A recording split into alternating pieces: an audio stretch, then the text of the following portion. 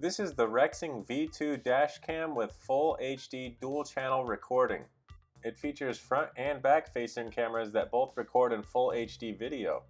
The Wi-Fi Connect feature allows you to transfer clips to your mobile device with no internet connection needed. The purpose of this video is to show you an unboxing of the camera and show you what comes with it, how to hardwire install it and hide the wiring, and also show you a road test of the quality of the video. Upon opening the box, you'll find the camera. This camera features a 2.7-inch LCD screen with Novatech CPU. It also has a built-in high-sensitivity microphone and speaker, a 320 milliamp 3.7 volt rechargeable lithium-ion battery, and two HD cameras, one which faces the road while the other faces inside the vehicle. Each camera captures 1080p video at 30 frames per second with both lenses. It also features wide dynamic range, which allows the camera to perform optimally in low light situations by adjusting the exposure to create balanced images and footage. This dash camera also features Ultra HD single channel recording by capturing video up to a resolution of 2880 by 2160, as well as a frame rate up to 120 frames per second. The cameras have an ultra wide angle of 170 degrees that capture a sweeping view of your surroundings. Another cool feature is the loop recording. The newest recordings will overwrite the oldest recordings. That way you don't have to micromanage your memory card. It also features an accident auto detection. When the G-Center detects a collision, the current video is locked, ensuring the important footage is kept protected and will not be erased by the loop recording feature. Both of the cameras are easily adjustable and you don't need to remove the camera from the windshield to make any adjustments. Alright, let's see what else is in the box. This is the nice little car charger that you'll use to connect the camera to the power outlet in your vehicle. What's cool is it also features this hidden USB port so that you can take advantage of the power outlet while the camera is in use as well. I won't be using this car charger because I'll be hardwiring the camera directly to the vehicle fuse box and hiding all the wires. What's cool about this dash camera is it comes with two different mounting options. One option is this nice little suction cup mount. It allows you to easily remove the camera from the windshield and reposition it at any given time.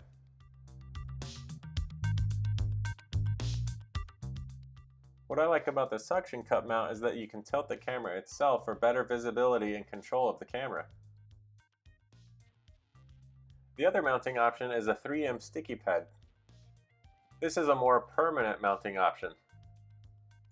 If you use this mounting option, make sure you pick a spot that you know you'll want to have it and keep it there for 30 minutes before actually putting the camera on so it has time to adhere to the window. It's really cool that they've included this in the kit. It's a trim panel tool that'll help you hide the wires of either the car charger or the Hardwire kit. This is a USB charger and you can use it to charge your camera's battery before you install so that you don't have any issues. I'm not 100% sure on what these are, but I am pretty sure that they are to be used as feet if you're to use the 3M pad as a mounting option so that the camera doesn't vibrate on the windshield. There's a customer support contact card as well as the user manual that is very helpful and easy to use. This is what I'll be using instead of the car charger that came with the camera. This is the Spytek Mini USB 10-foot Hardwire kit. I got it on Amazon for $9.95. I'll put a link in the description so you can get it as well. I've used the same Spytek kit in the installation of the V1 and the V1P in my 2016 4Runner. I'll link a video in the description for that installation as well. This Hardwire kit allows you to connect any USB dash camera to a car battery source to achieve 24 hours uninterrupted power supply to allow for car parking surveillance. However, I won't be using it for that purpose, but it's nice to know that it will protect against car battery drain. This is a low-profile mini fuse tap that you'll need to connect to the positive lead on the Hardwire kit. This is what you'll use to tap into the fuse box to power on the camera when the ignition is turned on. This is one that I already had on hand, but I'll put a link in the description so that you can get one from Amazon as well. The fuse that you can see in there right now is a 10 amp which goes to the dash camera. The empty slot will be taken up by the fuse that you remove from the fuse box of your vehicle. The added fuse will go onto the positive lead of the Hardwire kit, and the black lead is to connect to a ground. Just make sure you don't get the standard mini added fuse like this one. You need the low profile mini fuse like this one. Some other items you'll need is electrical tape, some crimping pliers, and some zip ties for cable management. Here I'll show you how to connect the added fuse to the Hardwire kit using the crimping pliers. Insert the exposed wire from the positive lead of the Hardwire kit into the terminal connector and then crimp it down very tightly. I'll put a link in the description for the crimping pliers toolkit that I got. Next, use some electrical tape to conceal the connection and make sure it doesn't come loose.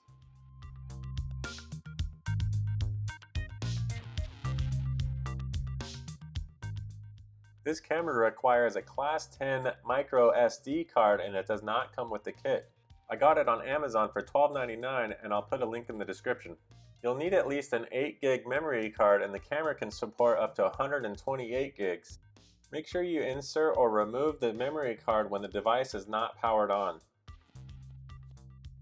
Here's just a recap of all the things you might need for this installation: the crimp tool, the electrical tape, zip ties, the Hardwire kit with added fuse, the camera itself of course, and a Class 10 memory card. Make sure you charge the camera's battery for a few minutes before installation so that you don't have any issues with the screen shutting off and on.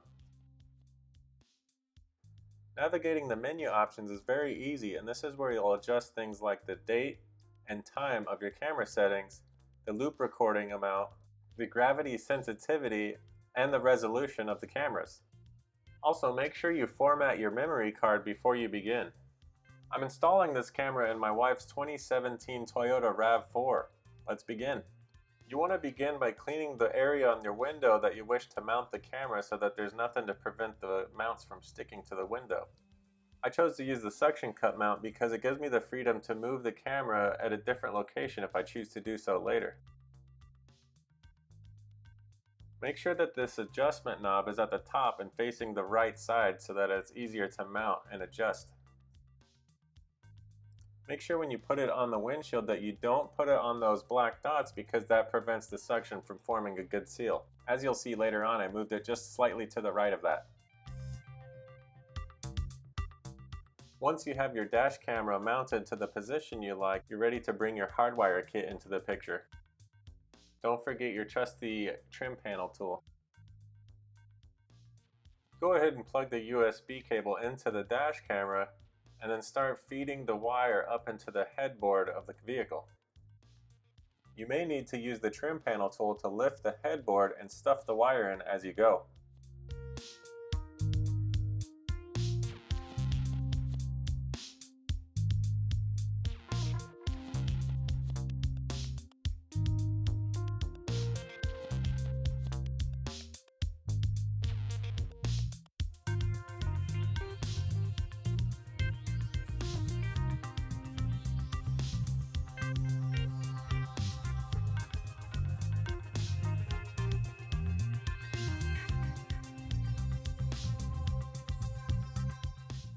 Just keep moving along and stuffing that wire inside the trim as you go.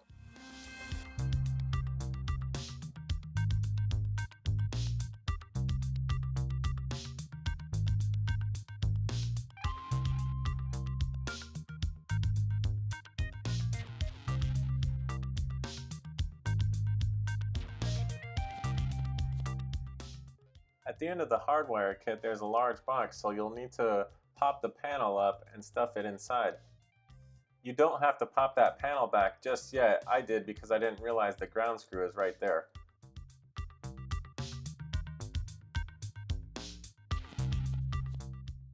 Now I will show you where the fuse box is located.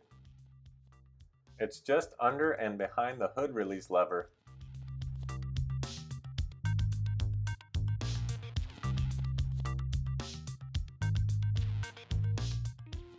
I just use a very small flathead screwdriver to pry the lid open, just like so.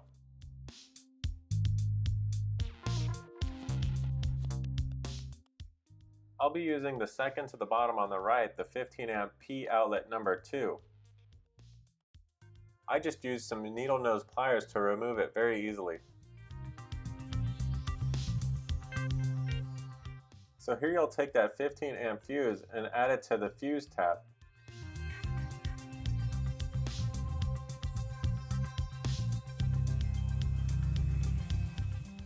And then you'll insert the fuse tap into the spot that you removed the 15 amp fuse from.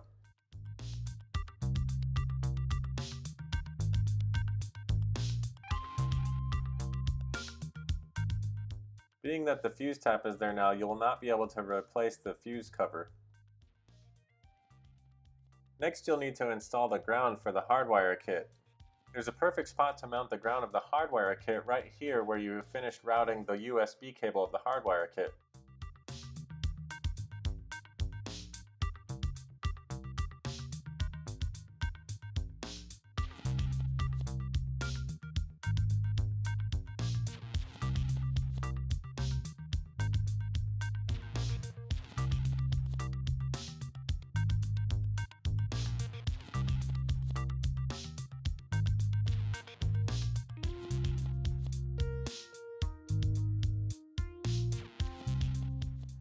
Once you're done wiring everything up, you can use the zip ties to clean all the wires up and pop the bundle right in this nook right here. Once you turn the ignition on, the camera should boot right up.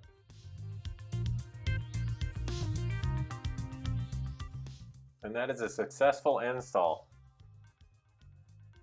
As you can see here, I mounted the suction cup so that it's not covering those black dots. The wire is completely hidden in the headboard and the side pillar, all the way down underneath where the fuse box is. Don't forget to remove the protective film that's covering the lenses of the cameras. When turning the ignition off, the camera will power down as well, but it takes about 30 seconds. Alright, now that the camera is successfully installed, I'll show you some test drive footage. This first video here is showing an example of the dual channel that shows the road and inside the vehicle. This feature would be great for people who drive taxis or Uber or Lyft vehicles that can keep an eye on their passengers so that they don't destroy the inside of their vehicles, or if they feel like they're in danger of being robbed or victimized in some way. I feel like passengers will be on their best behavior if they know they're being recorded. We don't use our vehicles for business purposes, but it would be cool to have video of our kids if they ever act silly or say funny things. Stop and get my favorite pizza. Woo! Having the interior camera is cool also because it can record your interactions with police if you're ever pulled over, or actually in instances of road rage, it can show that you're being victimized without provoking it.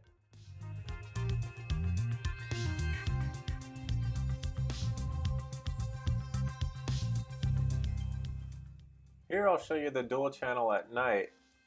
Even though you can't see inside the vehicle as well at night, you can still use the audio for the same situations like getting pulled over, road rage, or the Uber drivers having documentation of their passengers.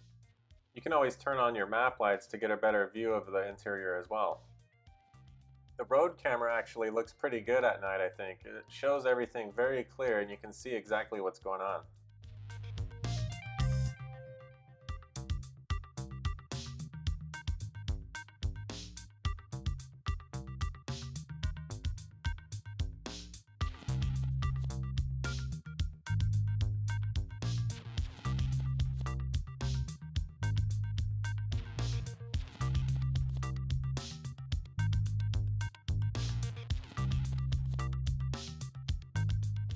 Next I'll show you the Ultra HD at nighttime.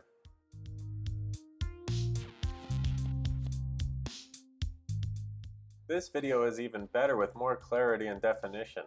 However, you won't get the dual channel that shows the interior of the car.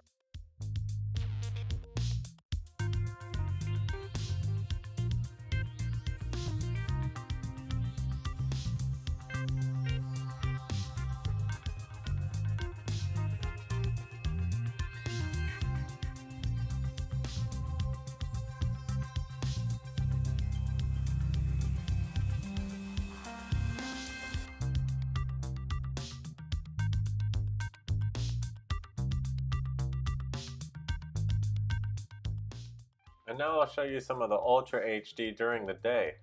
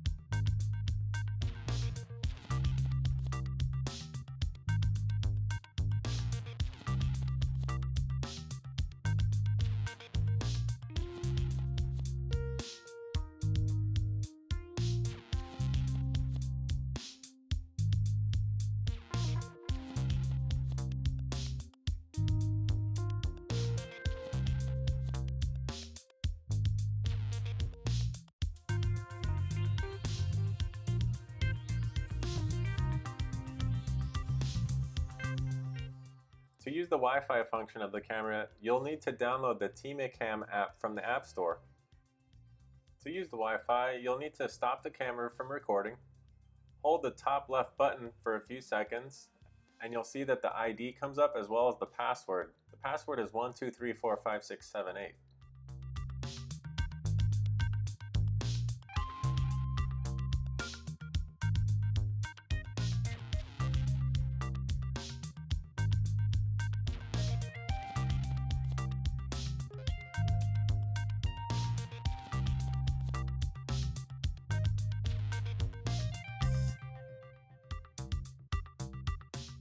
Now you'll be able to download any of the videos from your memory card on the camera to the app on your phone. I hope you found this video useful and helpful. If you do, please give it a thumbs up and subscribe to my channel. You can find more videos like this of the Toyota Rav4 or our Toyota 4Runner on my YouTube channel or my website, theronanchronicle.com. I'll put links for everything you need to install this dash cam in the description below. Thanks for watching.